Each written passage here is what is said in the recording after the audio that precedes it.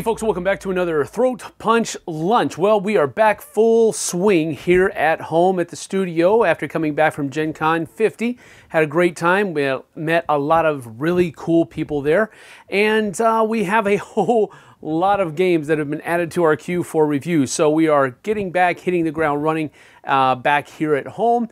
And here it is our next installment for Throat Punch Lunch. Now, I recall saying that I was going to have a Canvas segment for you this time around, and that did not happen. However, I do have an Accessorize segment for you, and I also have a just missed it segment. I'm kind of dusting that one off a little bit because I wanted to have a couple of segments like I promised. But all of my other contributors are back in full swing as well. A couple of them are missing just for life reasons. There's nothing you can really do about it. But we do have a lot of really neat segments ready to go for this episode of Throat Punch Lunch. So hey, let's get to it. Oh, hi there. Hey, we're the brothers Murph. We sure do like trains. I love it. Ever since a little engine that could said he think he can, I thought I can. And now we're here doing it. Trains. Came out here in LA to the Travel Town Museum, here to look at some cool old trains. This is Adventures in Boardgaming.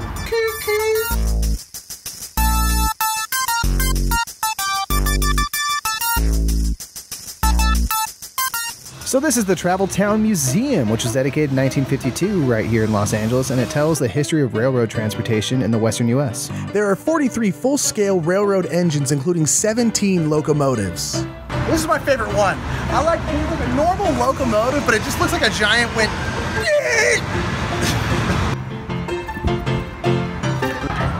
Look at the crane train.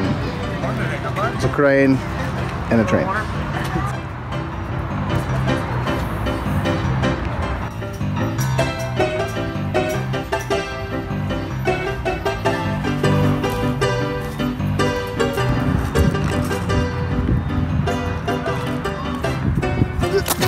Dude, you see this like super sick double ramper locomotive, dude? It's for like stunting on trains, doing train barrel rolls, train flips. So sick, dude. Shredding it. Hashtag calorie challenge.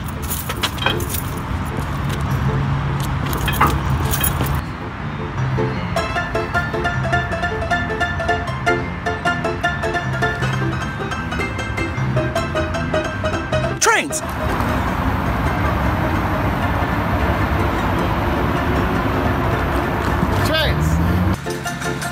Let go! Let go! No! Turn on the train! No! Turn on the train! No! You know, we say we go some places like don't trash it, just appreciate what it is. Don't be these people. Don't be these people. Ashley and Johnny, no one cares. No one cares. Everyone who sees this hopes you break up. I hope you know that. So as you can see, this train car does not have seats, and you might think like, oh, that's for the purposes of the museum, but this was actually a dedicated soft shoe area back in the day. People could not get enough of dancing.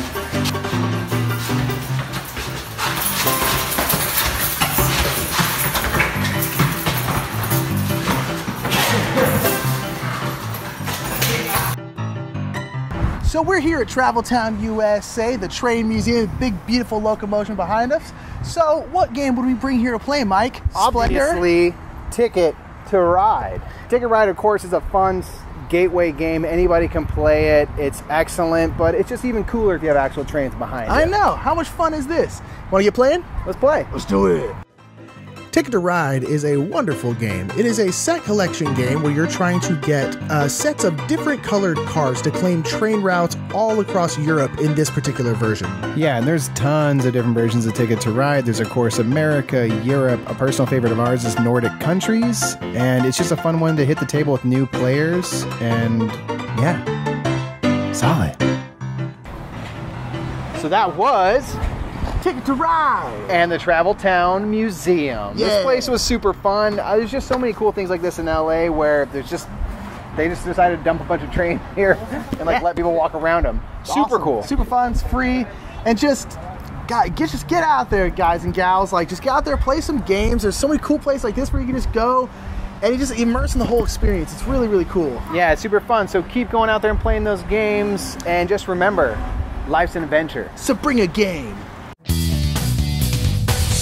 Hi everyone, I'm Mandi, and welcome to another episode of Confessions of a Board Game Reviewer.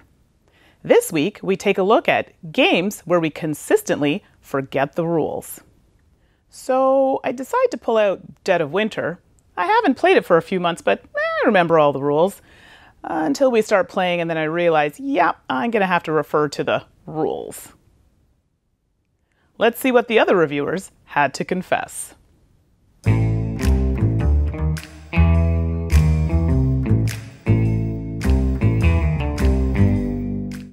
I don't know why, but every time I play Fire Axe, a Viking Saga, I gotta read the rules again. Why? So unfortunately, the rules that I just really can't seem to remember, or when I teach them, I always have to look in the rulebook no matter what, are the rules for Matainai. One simple game that I always forget the rules to is Pandemic. I know I played a million times, but let's review the rules again. I'm not sure if this counts as forgetting rules, but we played No Thanks Wrong for about a year before we heard the right rules on the Dice Tower podcast. It is hard to keep track of all of the rules with all those different expansions, so I keep having to check, what does this tile do? Galaxy Trucker. So there you have it. Those are confessions for games which we consistently forget the rules. Why don't you go down in the comments section below and tell us some of those games where, you just can't seem to remember those rules.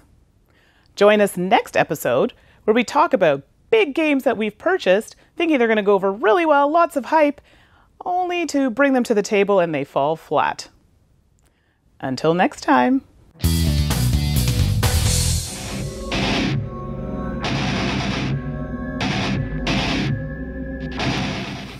This is Roy Cannaday from Epic Gaming Night, and this is Roll with the Punches, where we talk about randomness in games and how it can make a game exciting, and also how to twist luck into your favor. Today we're going to be talking about a crazy new dexterity game, Rhino Hero Super Battle.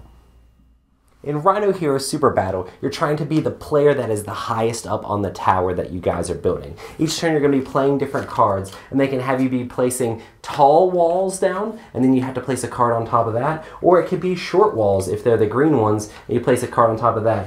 If you're starting on the bottom, you have to place it on the little dots. If you're anywhere else, you can place it as long as the floors don't touch. So I'm going to play this card here. If you ever have a monkey, you end up having to place a monkey down on the thing. And you can actually place the walls like whatever sort of shape you want around on the thing.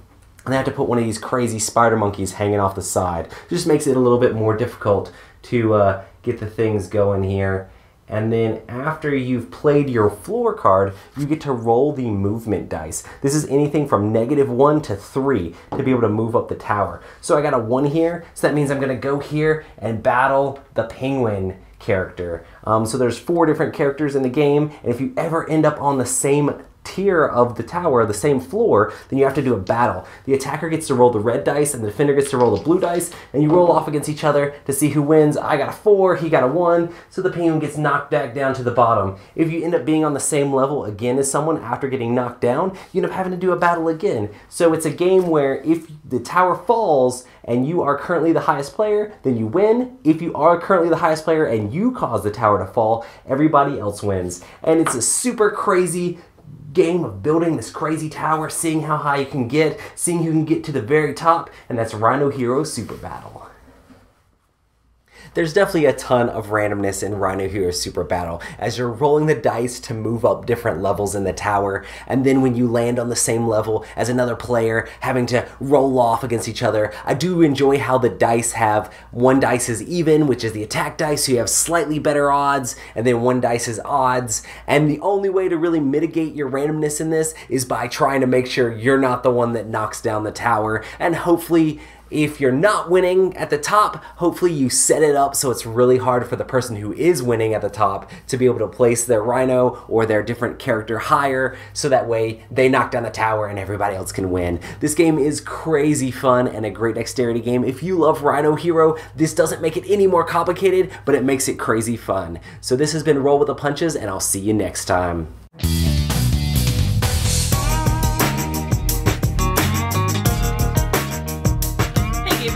Liz Davidson from Beyond Solitaire, and I'm here to bring you another episode of Solo Thrash, a mere Thrash gaming for those of us who like to play alone.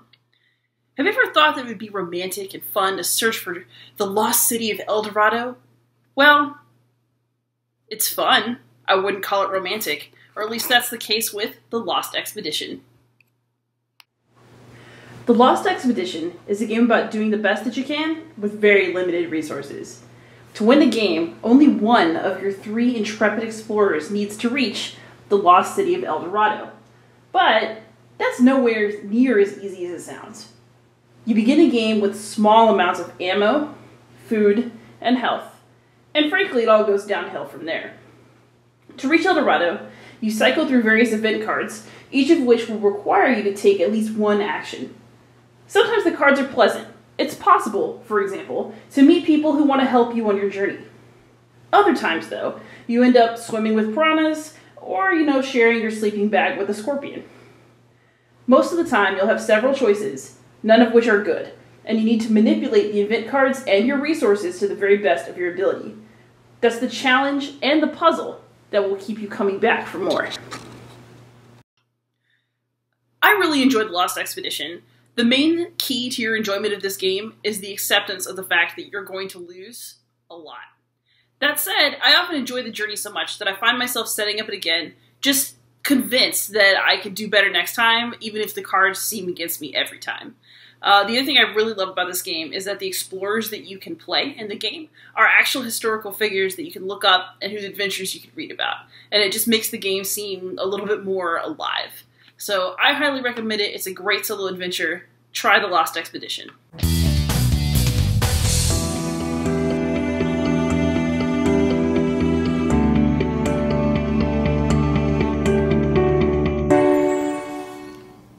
Hey, welcome to Throw Punch Lunch. Hey, Gen Con 50 is complete.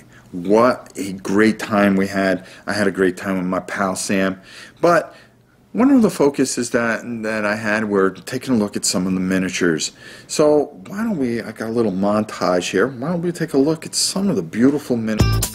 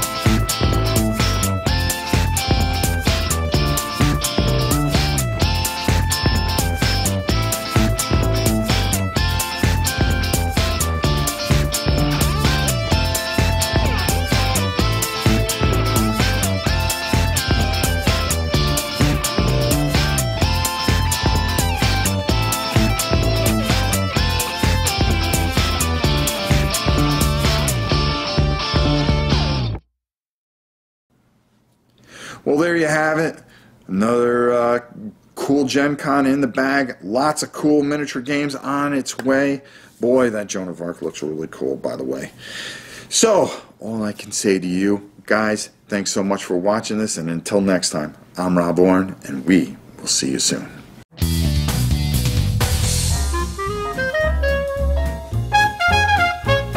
Hey folks, welcome back to another Accessorize segment here on Throat Punch Lunch. Now I'm going to show you guys how I store my X-Wing miniatures games components. Now I don't have a very large collection, so some of this might not be the exact solution for you. But if you have a collection of X-Wing miniatures that's about the same size as mine, then, and you'll see about how big it is after you get through it, then maybe this is something you'll want to look at. This is a Plano tackle box, basically. I don't know the exact model of it because I've forgotten the name of it. But this is what I've been using ever since I started playing X-Wing, and honestly it's kind of at capacity at this point. If I start to collect any more stuff, then I'm probably going to have to upgrade to another solution. But this has been really neat for me, and I wanted to show it to you guys. Now I've shared pictures of this in the past, and I've talked about it in the past, but I don't think I've ever done an actual video segment of this, and I could be wrong because quite frankly the older I get the memory goes, you know what I'm saying? So as I said, this is a storage solution, I guess you could say, for your X-Wing miniatures game collection. Now it is rather small as far as some people's X-Wing collections may be concerned, so there is that to take into account, because a lot of people's X-Wing collections simply won't fit in something this size. But my collection will, because I don't play competitively. I'm not really up on getting everything for the game anymore, or multiple copies for it or anything like that. So with my collection, this works really well because I don't have a whole lot to begin with. But one of the things that I liked about this is the compartmentalization that it has with it. First of all, if we just open this right here, that'll fold away, and then each of these little containers has all of this stuff in it, and you can open that up. And I have different, all of my different Imperial ships in here like this, all of the different bases, all that kind of stuff is all in here like so. We pull out this one, and this has all of the different kinds of chits and tokens and all of that kind of stuff that come with the game. So that one's there, and this is where I have most of my Rebel ships. In this one. So that's a pretty neat thing as far as I'm concerned as well. So that's how all of these guys work out. And then this just kind of closes up again. Now this is actually a cutout of the actual box cover from the original set. So that's nothing real fancy there. I just kind of hot glued it on the back. Maybe it was super glue. I can't remember now. But so that's that. Over here they have a couple of different compartments right here. And I keep a number of different things in here. And I keep them in the plastic so that they are able to be a little bit better taken care of. But here's the old Falcon as well. So all of this kind of just fits in there pretty nice and neat. There's another one over here on this side as well, where we have a very similar thing where that's there. But then we also have, I think it's Slave One that's over here. Yeah, over here like that too. So up here is where I keep all of these different things, the fire spray, the Star Viper, the Z95 headhunters. Over here, I have some extra ships that I just couldn't fit anywhere else, but they're nice and snug in here. They don't move around a whole lot. And then if we open up the big compartment here, like so, this is where I keep all of the rest of the stuff, as far as, the different cards that go in there, rule books. This is the surface that I play on, kind of, and other things underneath, the rule book and all that good stuff in there. More cards underneath, if you can see that too. That's how I store my copy of Star Wars X-Wing. So that's that. I think it's a very neat organizer for what I'm using it for. I think that everything fits just right inside there, so I don't have to use a whole bunch of foam and other kinds of packing material to make sure that the models aren't breaking. They all fit in there pretty well, and I've not had any break since I've started using this thing. So there's a little bit of credence to this tackle box. hope you've enjoyed this. Maybe I've given you an idea of what you can use to store your miniatures games. I don't know. We'll see. Let's get back to the rest of your lunch.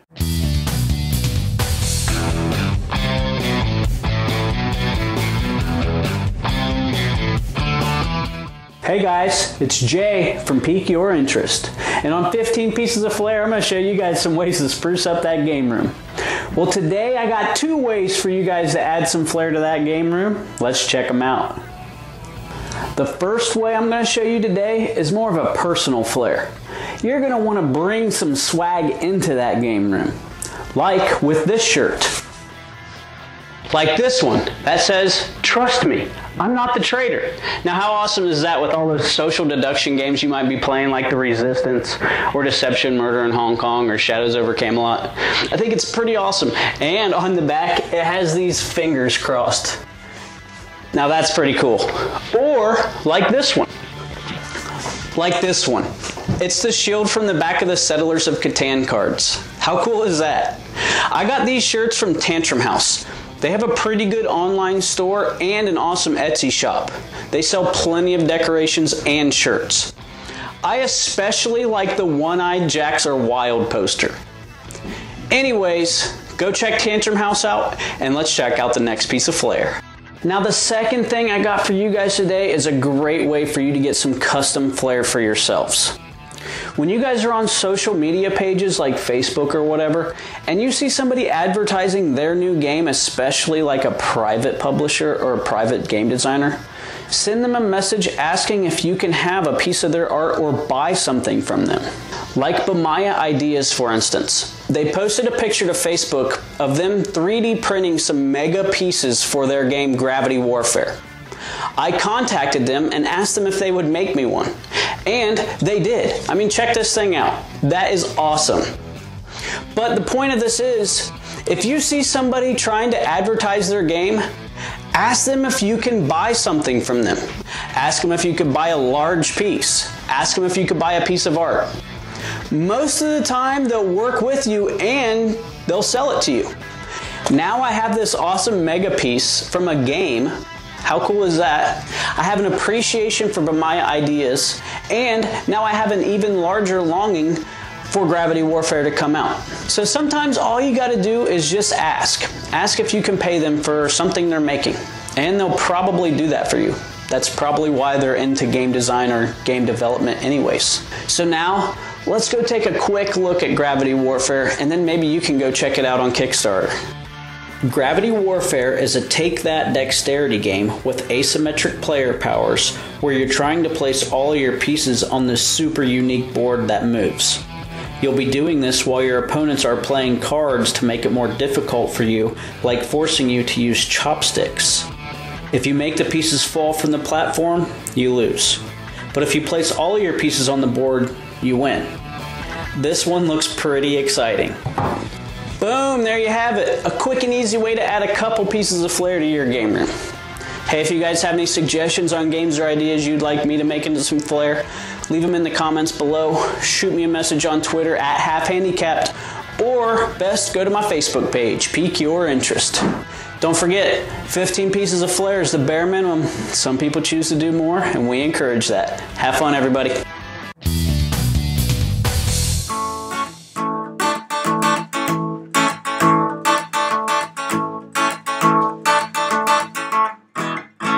Hey, welcome to Throw Punch Lunch. My name is Bobby, and this is We'll Learn As We Go, where I'm going to be talking to you about a game and how I would teach that particular game. Or in this instance, I'm going to be talking about how I would teach a particular game for 2 episodes. This is part 1 of a 2-part video series on Throw Punch Lunch.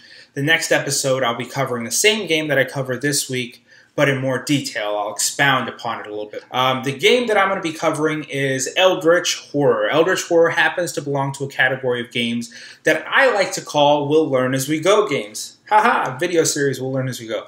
What I mean by that is these are games that are really rules heavy, but a lot of rules happen to naturally come up as the game progresses. So in these games, in these instances, I make sure that I talk about enough rules at the beginning of the game, not to bog the players down, but to make them understand how to start a learning game. And then I go through a learning game with them. and it works really well for co-op games like Eldritch Horror.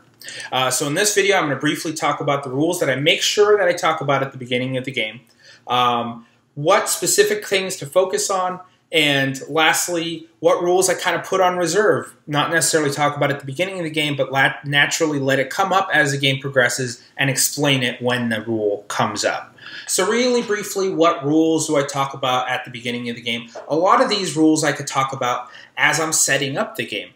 So as I'm setting up the game, I briefly talk about the goal of the game, which is usually to defeat the monster, right?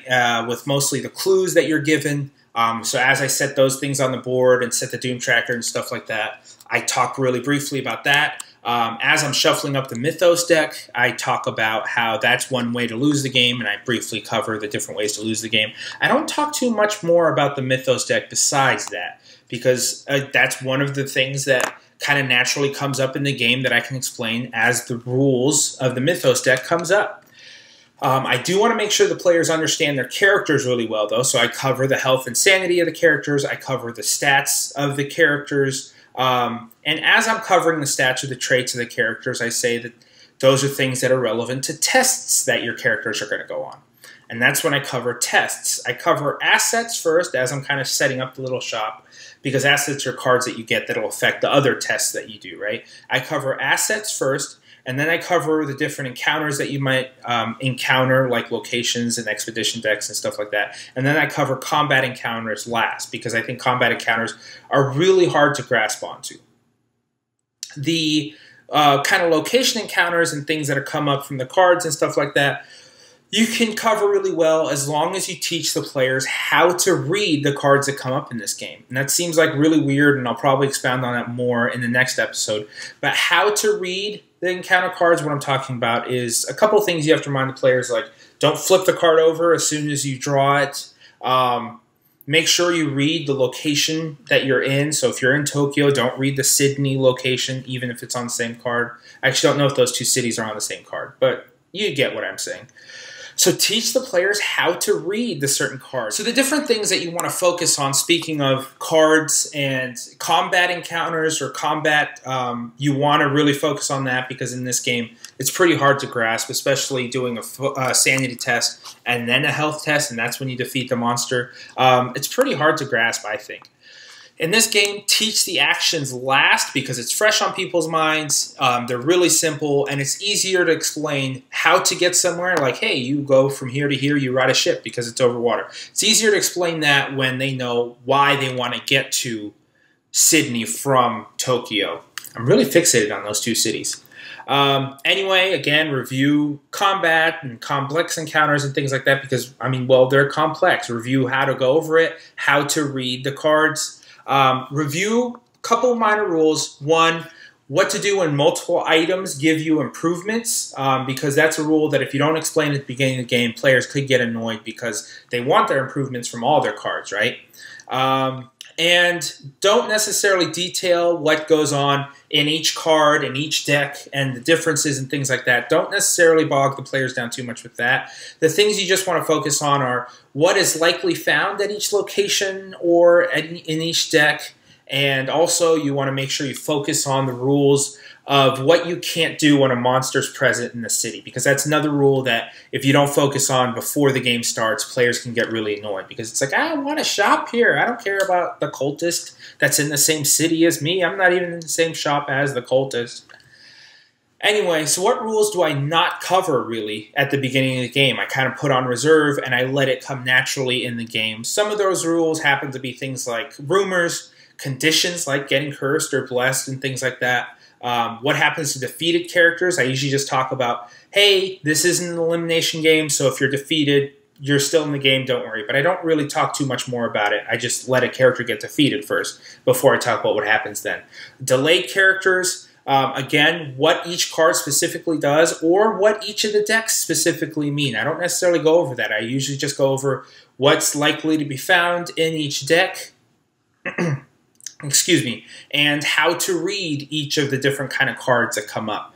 And I also don't talk a lot about the Mythos phase because that's something that obviously I can talk about as the game progresses. But what I make sure to talk about is what happens when a reckoning occurs, and also what happens when spawning occurs, because those things they happen quite often, and those are things that players seem to be interested in. But the other things I don't necessarily bog players down with. Speaking of not bogging people down, I think this is where I'm actually going to stop the video for this week. Again, next episode I'll cover more about how to teach Eldritch Horror, but for now, this is where I'm going to be stopping. Until then, my name is Bobby, and this has been We'll Learn As We Go. I'm looking forward to seeing you next time on Throw Punch Lunch. Bye!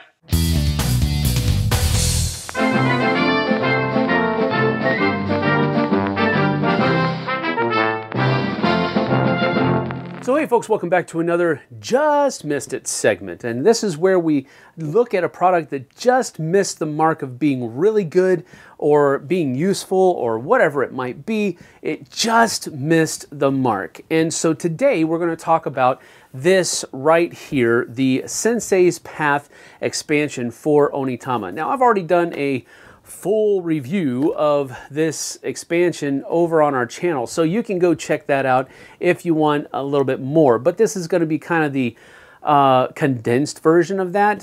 So let's go ahead and take a look what you get in the box, and we'll come back in just a few moments. So this is the entirety of what you're going to be getting in a box of Sensei's Path, the expansion for Onitama. You get 16 cards, which is good. More of a good thing is, you know, a good thing. But you're only going to be using 5 of these cards at a time, so it's not like you needed a whole lot of cards to have a lot of replayability in the game to begin with. But, I mean, I get it. Having more is good. I got that. But I just thought, man, for the price point, this is all you're going to get. I think most of the price is sucked up in this little thing right here. And it's a cool little clasp box and everything like that, but are you going to keep this? Nope. You're just going to throw it away because you can't hold the entire game in that box. These cards, however, will fit into the base box, so that's a superfluous box as far as I'm concerned. It's of no use whatsoever. So you're left with these cards that you purchase for, I don't know, anywhere from $12 to $15, and wow, it just doesn't seem to add up to an expansion that I want to go out and get, and that's why it's making this segment. It just missed the mark. It was on a good path, I think. It was on a good journey to being a good expansion, but I think they just stopped short of what they could have done. So without sounding like I'm trying to kick a dead horse, because I'm really not. My main thought process behind this is, quite frankly, maybe some people didn't see the review. Maybe. You know, I don't know. Now, we have a great relationship with Arcane Wonders. We really enjoy the people who run the company. They do a great job.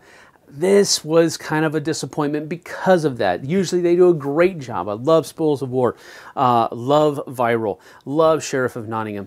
Really enjoy the new expansion that's come out for Sheriff of Nottingham as well. All the promos that we have. We really do like Arcane Wonders a lot, and most of the stuff that they put out is really cool. That's why this was such a disappointment, because I was expecting more, I guess you could say. I wanted to maybe see a resurgence of those player powers that were actually in the original game. You know, different powers for the different senseis that are on the board. I wanted something more than just more cards and a nice box. I wanted something more than that. And while I think it's good, it just missed the mark of being great. And that's why I'm doing this segment. Just missed that mark of being great. Hopefully, I don't know what they can do. I don't know if they're going to come out with another expansion. I have no clue what's going to happen. But at the end of the day, I'm glad that there are more cards that are available. I think that's cool. And I do like these new cards. They have a more of an angular feel than the base game does. So there's that. I just wanted more. It just missed the mark for me. Well, that's it. Let's get back to more throw punchy goodness, as Bower would say.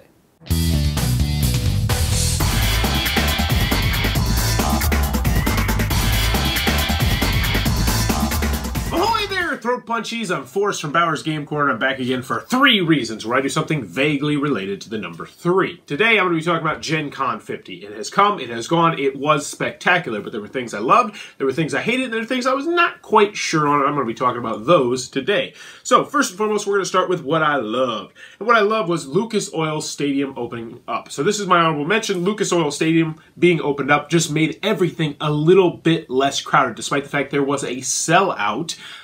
It made everything a little bit less crowded. So huge up to Gen Con and huge ups to Indianapolis for being able to open that, and hopefully they can do that every single year. My real number 1, though, is the Exploding Kittens booth. Their advertising. Man, they know how to advertise. They had 2 small tables where they were selling their games, Bears versus Babies and Exploding Kittens, but then they had a giant vending machine, like an 8-foot-tall furry vending machine that had a line around the vending machine pretty much the entire convention. People were talking about this who cared absolutely zero about Exploding Kittens and 0 about Bears versus Babies because it was such a cool concept. So you could, in this vending machine, buy Bears versus Babies or Exploding Kittens, but you also could pay $1 and buy something random, like a watermelon, or asparagus, or corn, or toilet paper, or an iPad, or a bowling ball, or any number of things. It was truly random. So there was like 5 or 6 people in there running this vending machine inside the vending machine, and I saw people coming back day after day after day. That is how you advertise. That is how you create buzz, and I love when companies can do something out of the box like that. Next, let's talk about what I'm not so sure about. So the honorable mention is the fact that this year was a sellout, and I don't know if that's really true. It felt not like a sellout. Now, it did feel a little bit less busier than last year, probably because of that Lucas Oil Stadium deal. But the fact that the numbers aren't really reflecting that this was a huge year. Yes, it was slightly bigger than last year. I think it was like 4% bigger. I just felt like the sellout was artificially created by Gen Con to create buzz. Something they could tip their hat to and say, we sold out on Gen Con 50. Take that all with a grain of salt because that's all pure speculation, but I don't know. It just did not feel like a sellout, and I actually had some other people commenting on that as well. The other thing I'm not so sure about is all of this nostalgia and movie games, from Restoration games to Planet of the Apes to Terminator, 2 different Terminators games coming out, and to Rambo, to a whole bunch of other things. It feels like people are really going back for this nostalgia and also for these movie titles and just slapping games on there. Now, I'm hoping that's not the case, but it just feels a little bit like we might be coming to a point where people are just like, hey, I acquired this awesome license, so now I can put, maybe an okay game instead of a great game on there because I know it's going to sell because of that movie license. I hope that does not happen, but I'm not quite so sure about it right now. The last thing we're going to talk about are things that I hated at Gen Con. I hate talking about these because I love Gen Con, but there were too many stinking new games. I'm going to put an asterisk on this one because this is a great problem to have for our hobby. But I spent my entire time in the exhibitor hall interviewing everyone that would talk to me about their new and upcoming games, and there were entire booths I didn't see. There were hundreds and hundreds of games, and I was like, wait, that was here? That came out? I didn't even see that. And if I'm in there every day interviewing everybody about everything, as much as I can at least, that's, just imagine if you're just a regular person just walking around. There was so much to see, which is fantastic, but at the same time, it makes me worry. Are we in a bubble right now? I don't know. Different people have different opinions. But the number 1 thing I hated at Gen Con, and I was debating on whether or not to even do this, is, oh man, Saturday afternoon, I was walking to the bathroom, I was walking by a booth, and I saw one person in a booth, and they were sleeping. Yes, Saturday afternoon, they were sleeping at the booth, and I'm not talking about just resting your eyes for a second. It was the kind of thing where we walked by, and I was like, was that guy just sleeping in that booth? And we're talking about a game booth. We're not talking about, art or role-playing or something like that that might not have that much foot traffic. We're talking about a game booth. And there was somebody sleeping in the booth, and I took a picture, and, oh, man, you can't do that. You can't do that. This is Gen Con. This is the mecca of board game conventions. This is the biggest event on the planet for board games, arguably.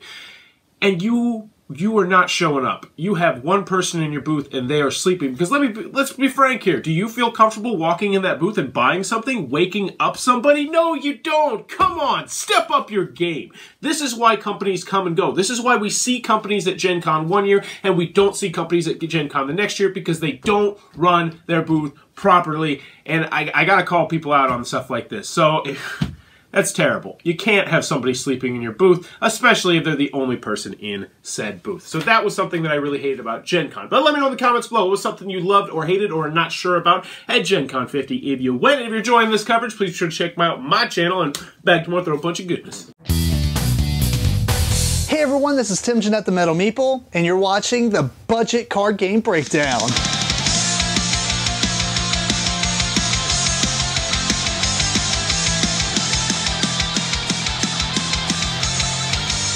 In this episode, we're taking a look at a small little card game. It's a fighting, real-time fighting game called Brawl. There are many decks for this game. You can see I have, I think, 9 of them or 10 of them. Basically, each player is going to receive one of these Brawl decks. They are just a ton of cards here, and each Brawl deck has bases in them, such as this one we have Bennett. Each player is going to take one of these bases, put them face up. You start with 2 in play, and the idea is you're going to constantly just flip out cards and flip out cards. You're doing this in real time, so games only last maybe a minute, and you're trying to basically put enough hits on a base so when the game ends, you win it. All you have to do is you take out the 3 freeze cards at the bottom, or 3 freeze cards out of your deck and put them on the bottom after you shuffle. So you shuffle all this, put the freezes on bottom, and you're pretty much ready to begin. Now there is a training mode that you can play, and you do this turn-based where I play a card, you play a card. That's mostly meant for, I think, to learn the game. It is not strategic enough for me because I think the idea of the game is to play through your cards faster than your opponent and to do things to stop them. Sometimes you can slow down, but let me show you. So you flip out a card, and it's going to be possibly a hit. There's 3 different color hits. You take one of your hits, and you place it on any of the bases on your side. So I'm going to start blues on this side, and you keep flipping. You're like, oh, another blue. A red. Well, I can't put it here because there's blues, so maybe I'll start over here. You flip out. Let me show you. Let's see. Actually, let me do this character over here. So you flip out. You got a green. You can't use that, so you put it in a discard pile. You flip out a green, can't use that because you already got both the bases here, right? So you got, well, 3 green hits, but say your opponent plays a 2 hit over here and you're like, you know, maybe they're stacking up some blues. Maybe they stacked up these blues and you had these hits right here. Let's just say that's how it was going. So in this case, you're like, oh, he's got a lot of blues over there compared to my 1 red. I don't know how much red I have in this deck left. So you flip out, oh, here's a blue block. So you can play the blocks on the opposite side of the table to stop them from being able to play cards there. Unless they play a card called a press. When they play a press, they lay it on top of the block, and it allows them to continue to play continue to play hits, if I can find a blue one here, but you get the idea. So they could play blue hits on top of that from then on. Now, you can see over here, this character on this side is thinking, oh, I'm losing this battle, so you can flip out a clear, you put it down, you swipe it off the table. And now you're only playing with 1 base in play. As you play through the deck, you're going to find more bases to put in play. 3 of those can be out at the same time. You can't clear the middle one because you have to be able to swipe it out of play.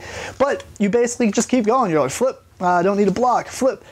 Well, maybe I can start the hits over here. Now that's another thing is you can play the top card of your discard pile, but you cannot go below that. So when you're discarding, you got to go on top of that, right? So you keep going. Eventually, you're going to play through all your cards, and you're going to come down to the freezes, and you're going to freeze these. At that point, you count up how many hits each player has. Freezes, no matter who plays them, will stop the game as long as all 3 come out real quick. And on this case, you got 3 hits on this one. So this player or me would win this base. On this one, you have 2, and there's 4. So the opponent would win this base. This would be a tie game. Typically, it doesn't go to ties, but you know it does happen. So you usually play best 2 out of 3 or something like that, and then that's pretty much the game. Now there is a multiplayer game where you can play like 4 or 5 people, whatever, and you're really just attacking the players on your left, defending on the right, kind of deal. It's not as exciting to me, but it does open up the ability to play multiple players instead of just one-on-one. So very fun game, very fast, very chaotic. Most people are going to love it or hate it. So just keep that in mind. If you don't like real-time games, this is not for you. If you like small real-time games or just light games, it's not really, it's just fun. This might be up your alley. So take a look at it. If you have any questions, feel free to comment below. Let me know if you like this game, if you've played it, or if you have a ton of it or whatever. There's other character decks that have special cards and stuff like that as well. The ones I showed you were from, I believe, the base set, like the first initial wave of releases. So anyway, like I said, comment below. Let me know anything you want about this game, if you think you would recommend it or whatever. And If you have any questions, feel free to email me at timjennette@gmail.com and follow me on social media at the handle below. And until next time, keep on rocking and rolling dice.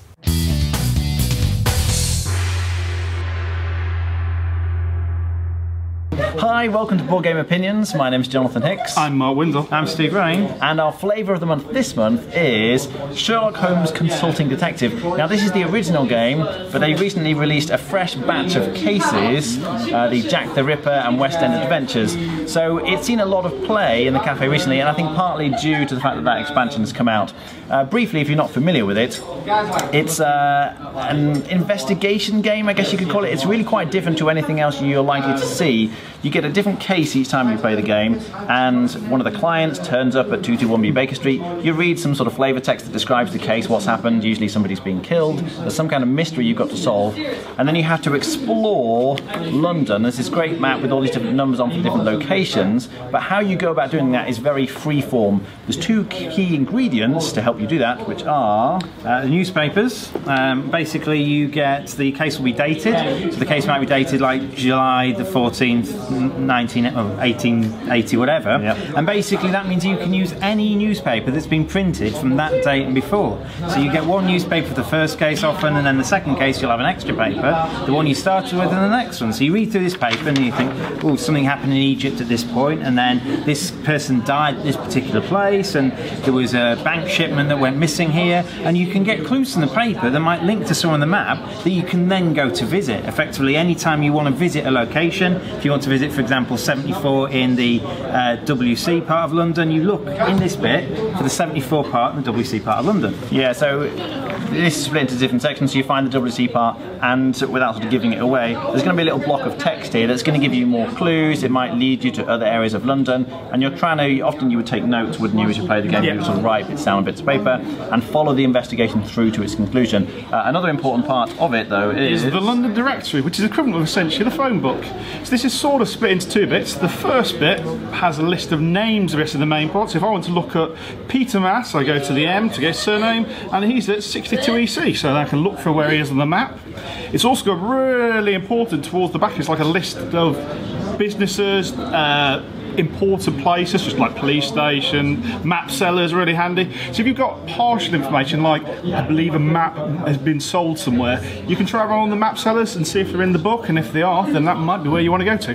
You effectively get scored basically at the end. You get scored on how many locations you visit.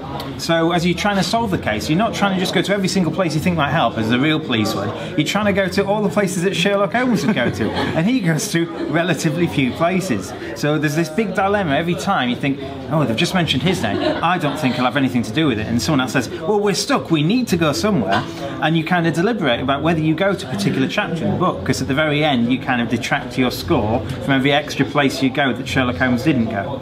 That's right, there's a solution section at the end, so when you finish you kind of go through, it gives you some questions to answer, doesn't it? Yeah. And then you score depending on how well you've done, how much of the investigation you managed to solve. What do we think of then in terms of just enjoying the game? It's a great social game, very thinky, great cafe game because it's the sort of game that's got a limited shelf life. Once you play a case you can't replay it. Yeah. So it's a great one to play here because you don't have to buy it, and then sell it on or give it to somebody else. Yeah, the first time I played it, I went to a pub and played it. I think we got there with a little pen and paper and all the stuff and the newspaper and stuff, and we sat there drinking in a pub, just kind of just discussing it. There's no real time constraint on the game at all. I quite like the fact the papers, and when you're not doing anything, when someone else is thinking about something or trying to solve a puzzle they've got, everyone else just kind of gets the paper and just tries to read for other bits that other people have missed. There's plenty of cases. There's at least 10 cases in the first edition, and you get a whole bunch more in the second edition. So there really is plenty to do here. You're not going to run out of material, I think, in a long time. So yeah, really enjoy this one. I do. Yeah. Big thumbs up. All right, thanks very much. That was our flavour of the month.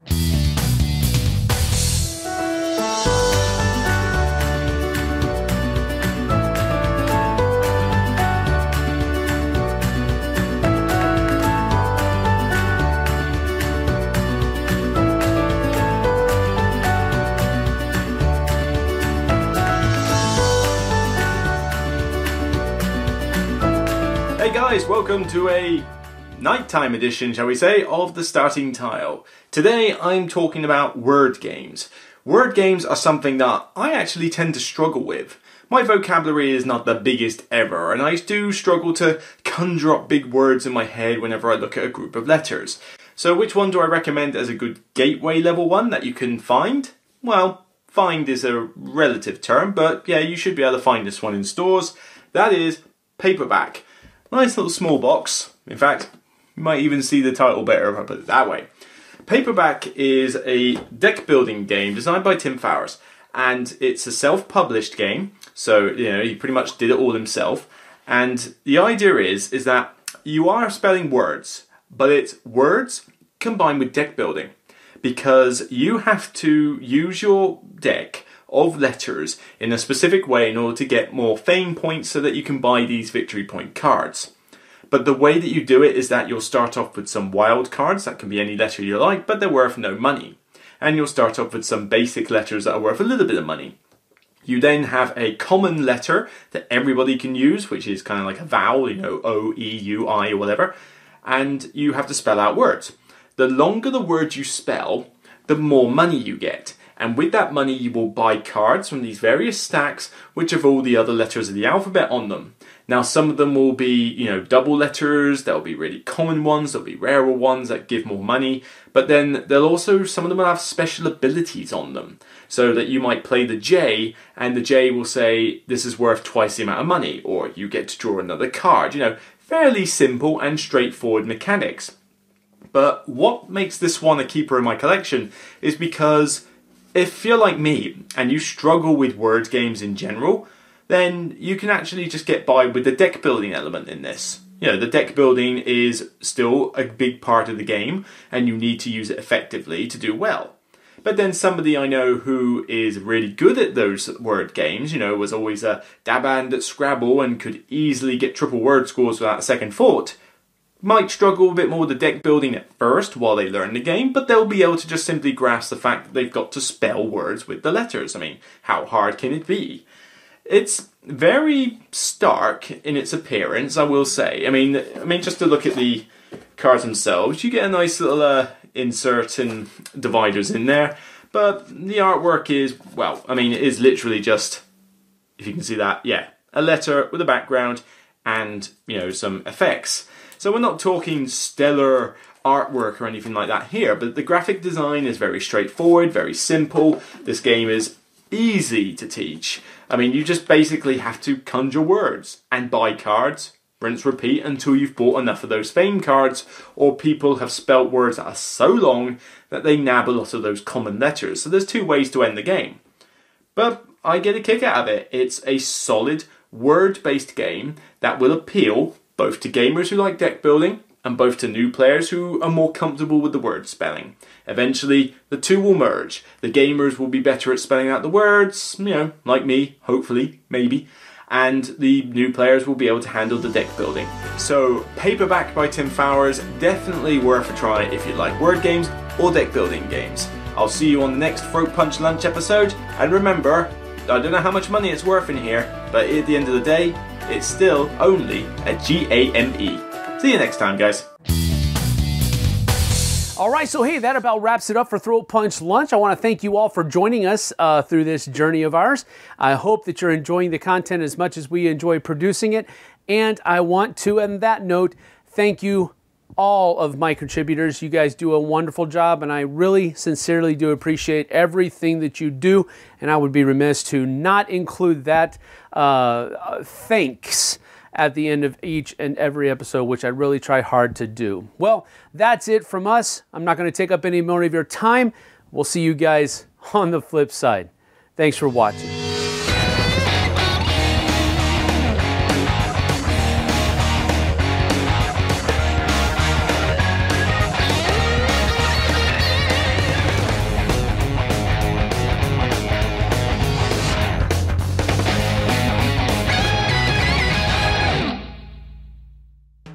Thanks so much for watching the Dice Tower videos. Find more great videos and reviews, as well as our top-rated audio podcast at Dicetower.com. You can also find other great shows at Dicetowernetwork.com. I'm Eric Summerer, and you've been watching The Dice Tower.